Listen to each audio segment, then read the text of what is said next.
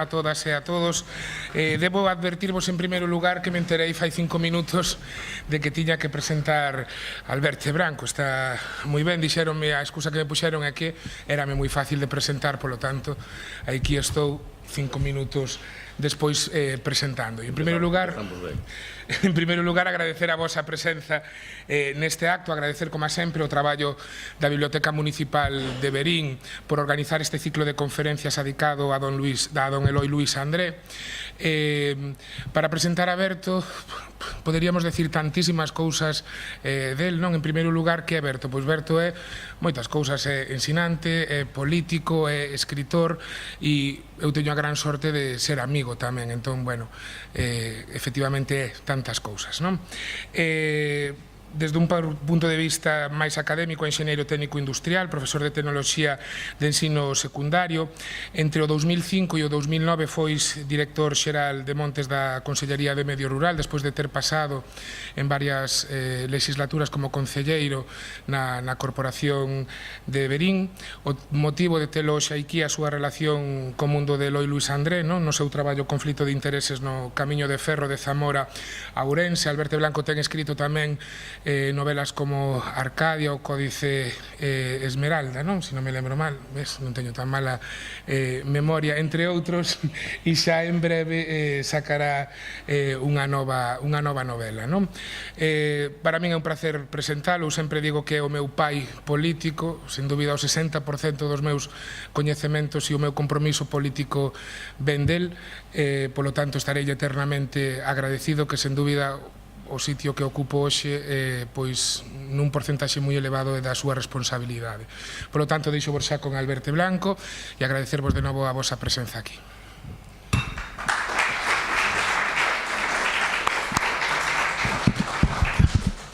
Bueno, boa tarde. Grazas a este programa da Biblioteca Municipal de Verín, non, por este ciclo dedicado a Luís André, que de forma tan brillante pois iniciou José Ramón García Soto con unha introducción sobre, digamos, unha semblanza xeral sobre Luís André que resultou moi interesante e aportou moitísimos datos sobre este persoeiro da nosa comarca, non? Ben, eu a primeira vez que tuve en coñecimento da existencia de Luís André foi o pouco tempo de chegar aquí hai 32 anos, pois da man de Xerardo das Airas, que falando do ferrocarril, das comunicacións, pois comentou, non, que a existencia de Luís André e dos proxectos que defenderá nos anos 20 do século pasado, non? Foi pasando os anos con motivo do proxecto do AVE, pois a finais dos 90, a principio no 2000 aproximadamente, pois estando no Concello, pois enterámonos deste proxecto do AVE e a idea que se nos ocurriu, como a moita xente, era que o AVE debería pasar polo sur da provincia de Ourense, que era a máis poboada, non porque fose parar en cada sitio, dado que o AVE ten outra concepción estratégica, senón porque, efectivamente, era a zona que necesitaba dunha comunicación por ferrocarril. Bueno, pois, a raíz desa cuestión, e estando no Concello presentamos algunha moción nesa dirección, pois douseme por investigar, dado que naquela altura había un prexuízo, había unha idea sobre o que acontecera co proxecto do ferrocarril antigo, que era común e que todo o mundo compartía, tanto persoas estudiadas como, digamos, a xente do común, non? Que era que o persoeiro que loitara por esa alternativa sur pois fora Fernández de España, un enxeñeiro de camiños que en realidade era un empregado da empresa que defendía o proxecto Cantero, que era o enxeñeiro que redactara ese proxecto no 1910-12 aproximadamente, e que se rematou no ano 20 ou 21, pois quen era a propietaria dese proxecto e quen estaba, digamos, promocionando ese proxecto era a empresa MZV, e, obviamente, o Fernández España non era máis que un empregado desa empresa, non? Entonces casaba bastante mal a idea que se tiña en Verín de que Fernández España fora o valedor da alternativa por Robal, pois con esa condición de ser empregado. Bueno, e aí empeza pois un pouco a investigación e aí achegome pois a André a partir de coñecer que efectivamente quen era o promotor realmente desa alternativa, pero unha alternativa que ia moito máis alá da propia comarca de Monterrey, pois era Eloi Luis André, non?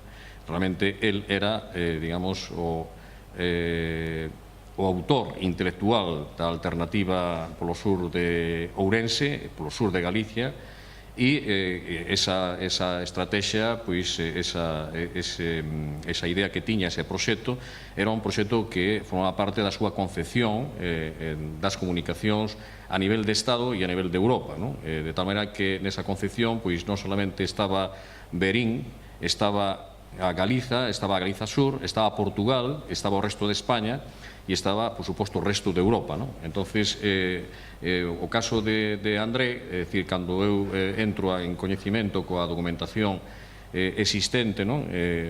Parte dela, pois, localizada en Vilar de Bos, da man do seu neto que está aquí presente, Carlos Tibau, pois logramos pois ter unha idea máis, digamos, máis acaída da personalidade deste home, non?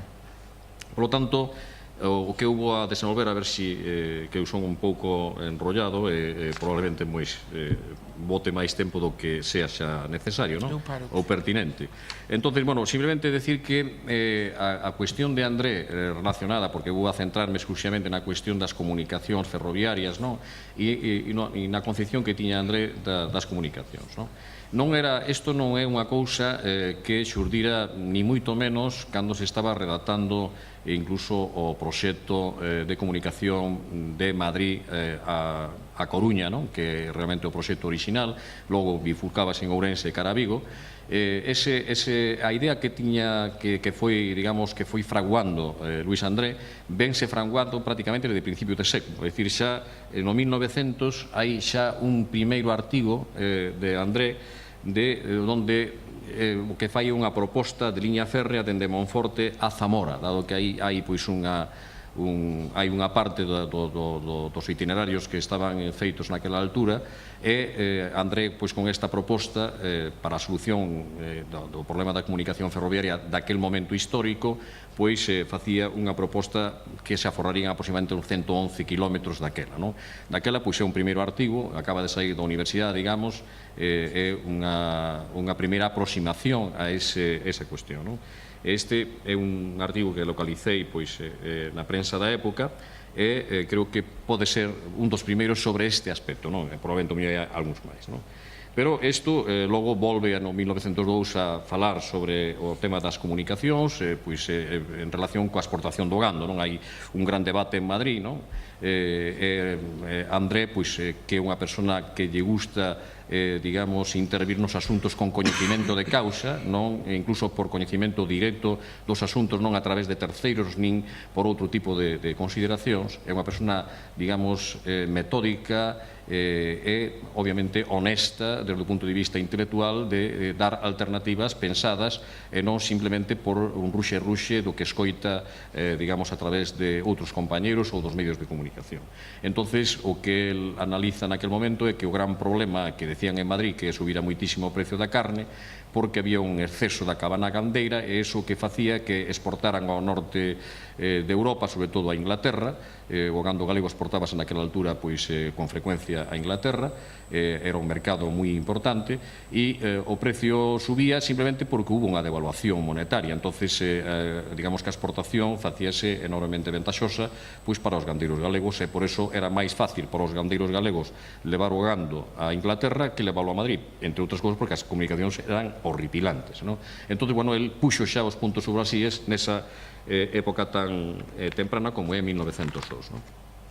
Así denuncia tamén o estado dos portos galegos e el non solamente se preocupa polas comunicacións, obviamente, de ferrocarril ou comunicacións por vía terrestre a través da automoción, sino tamén da comunicación marítima, porque unha das cuestións que ten presente André é a situación de Galicia. Galicia é, digamos, un país, unha nación que está conectada pois co Atlántico e con as Américas, que son un mercado moi importante que el cree que debe terse moi en conta a hora do desenvolvemento económico, de tal maneira que el ten unha preocupación, digamos, global, non é solo un problema de unha cuestión puramente accidental, é dicir, a cuestión das comunicacións é algo que lle leva preocupando desde moi cedo, como se ve aquí, non? Digamos que este tipo de preocupacións fai que Fomento, o Ministerio de Fomento, pois no 1906 pois o comisione pois para que estudie en Europa, pois en París, en Bélxica, en Italia, pois a situación das comunicacións. É dicir que unha persoa xa con unha preocupación por estas cuestións desde moi cedo, non? E que detectado inmediatamente tamén pois polo goberno español, de tal maneira que o comisionan para que estudie e incluso ver como se pode estruturar o Ministerio de Fomento, incluso un potencial Ministerio de Agricultura, un Ministerio de Industria, de Comercio, etc. Ver como está Europa e digamos que eso é o que lle empeza a abrir os ollos, empeza a ver que realmente pois hai un desenvolvemento en Europa que está moito máis avanzado que aquí, e iso faille ser enormemente crítico, non? Cos seus coetáneos e coa estrutura pois bastante digamos reaccionaria ou atrasada do Estado español, non? É enormemente crítico e digamos que a personalidade que se forxa pois na época como estudiante de personaxes como Sieiro, non? Que falara pois o profesor e o José Ramón sobre, digamos, a influencia enorme que tuvo, digamos, o krausismo, non? A institución de libre enseñanza, ainda que despois foi moi crítico con ela, pois todas estas personaxes vinculados a estas novas correntes que se viñan forxando naquela altura, pois creou nel unha personalidade e uns principios que curiosamente mantivo durante toda a súa vida, non? É dicir, foi unha persona moi consecuente con esa primeira formación de ser metódico, de ser leal a eses principios e non apartarse baixo ningún concepto dese camiño que el se marcara xa desde moi cedo. E vemos que realmente o que fai Luís André é ser fiel a esos principios e manterse, digamos, impertérrito contra vento e marea, pois fronte a un montón de xente. É unha posición moi loable desde o punto de vista obviamente humano e persoal, porque é unha persona, digamos, coherente cos seus principios, pero que lle crea enormes problemas o non dar a torcer, digamos, as súas ideas, nin facer ningún tipo de negociación posible cos seus adversarios, pensando que as posicións que el mantiña eran as mellores. Probablemente sí, pero sabemos que na loita cotidiana e nos problemas sociales tes que transixir ou tes que negociar e intentar chegar a acordos, non? Pois unha parte dos teus principios ou das túas ideas e unha parte a dos outros, e non é imposible encaixar. Pois, bueno, André esa virtude non a tiña, non? Probablemente polo que eu percibo, digamos, en todos estos, na investigación que fixen, vexo unha persoa moi consecuente que non se aparta, eso sería moi importante se tuvera un gran movimento detrás. O problema é que moitas veces esta loita era unha loita pois un pouco illada e con pouca xente de apoios detrás, non? Ben, sigo avanzando, el xa no 17 sigue intervindo en un montón de reunións na conferencia digamos, no segundo Congreso de Economía Nacional, que eran congresos que se celebraban periódicamente pois, en Madrid, no 17, intervén sobre transportes e comunicacións, a pesar de que el pois, non é enxeñeiro, nin é economista, non? Pero, bueno, ten unha formación de filosofía, unha formación despois nos anos 20, bueno, ele empezara a estudiar Dereito en Salamanca, logo remata esa carreira en Madrid, pero é unha persona con unha amplia formación humanística, preocupado por 50.000 ámbitos e que estudia en profundidade. É dicir, unha persoa que é moi ben formada, diríamos que podría ser un erudito e un sabio, non? Que era pois o modelo das persoas que dominaban varios ámbitos do coñecemento, moi propio da época, non? Pero que non todos podían alcanzar o nivel que tiña o mellor André debido á súa capacidade, non? Porque evidentemente era unha persoa moi brillante, non? Bueno, na Asamblea de Ferrocarriles tamén, que se produce no 17 a finales dese ano, volve a incidir sobre o tema do ferrocarril e aí ten un debate pois con un membro con tal Manuel Bellido, que é un responsable, un director xeral de Fomento, que logo máis tarde o machaca vivo no que foi o debate da súa alternativa para o sur de Galicia, non? Pero curioso que no 17, o sea, casi 10 anos antes, non? Pois ten un debate, coinciden os dous, un é enxeñeiro de camiños e el pois é un humanista, un sabio, unha persona que ten unha concepción global máis alá da especialización dunha especialidade concreta da enxeñaría, non? Que ten un coñecemento probablemente moito máis amplo que Bellido, sin lugar a dúbidas. Bellido é un enxeñeiro de camiños, pero moi centrado nas cuestións técnicas, non, do Ministerio, mentras que el ten unha concepción estratégica sobre as comunicacións, por lo tanto, de tipo moito máis político, moito máis dun amplitude de miras moito máis amplia, non? Ben, todo isto vai, por lo tanto, vemos que é unha persoa que leva mamando a cuestión das comunicacións pois desde principio de século, como mínimo, e nesta altura, neste tempo, é cando se elabora por parte do goberno pois as distintas alternativas de comunicacións no Estado español, non? E unha das líneas que se estaba estudiando daquela pois era a liña esta que iba férrea desde Madrid, pois pasando por Zamora, hasta Ourense, Santiago de Compostela, a Coruña, e en Ourense pois bifurcábase hacia Vigo. Ben, el ten unha idea sobre as comunicacións que non coincide exactamente coa idea do Ministerio de Fomento. Iso que estuvera becado por ese Ministerio para estudiar as comunicacións en Europa, pero discrepaba sobre como se concebían as cousas desde Madrid, e el que era periférico, aínda que logo estaba asentado en Madrid, pois tiña unha idea diferente das cousas, e como coñecía o país, coñecía España en todos os seus aspectos, e sobre todo Galicia, pois evidentemente as solucións que viñan de Madrid non lle parecían nada acaídas para resolver os problemas das comunicacións. Entonces, el empezou a elaborar a partir do ano 25 pois unha serie de conferencias para potenciar o que el consideraba pois o eixo fundamental en Galicia e tamén no Estado español, que era o eixo Vigo-Barcelona.